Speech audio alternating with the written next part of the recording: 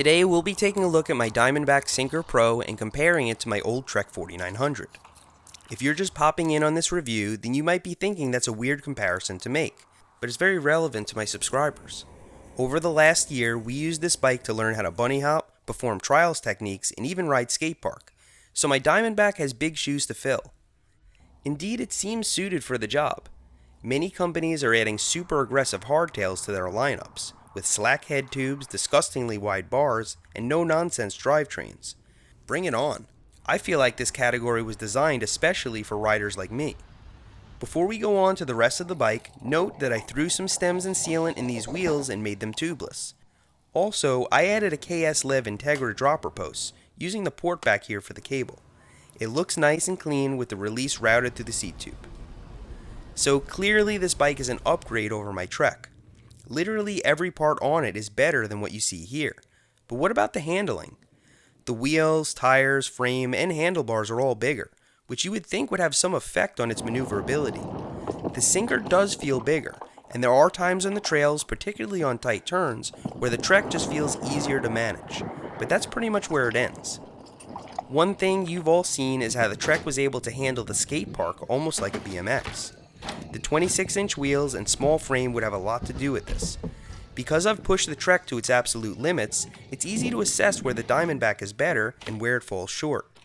For instance, its bigger size makes it harder to 360, but only slightly. In fact, after a few tries, it didn't feel so bad at all. One area where I was really surprised was bunny hopping. Despite its bigger size, the Synchro is easier to bunny hop on. It seems obvious that the suspension should get credit for this, but actually, it's the geometry. Notice how your riding position is close to the rear axle, but also close to the bars.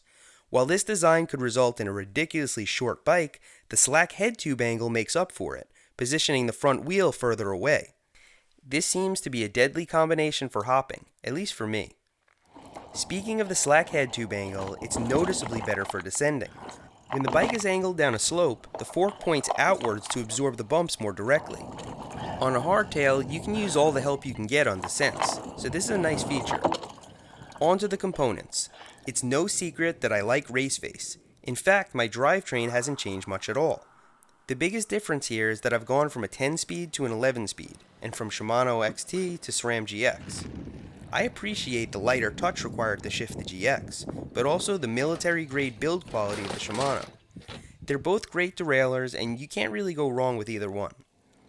One of the biggest upgrades the Synchro has over my Trek is the fork. The Fox 34 has more travel and a much better build than the RockShox Recon, which I've had some serious reliability issues with. These two forks aren't even close to the same price range, so this might not be hard to believe. Just like the RockShox, I have my Fox 34 set to max pressure most of the time.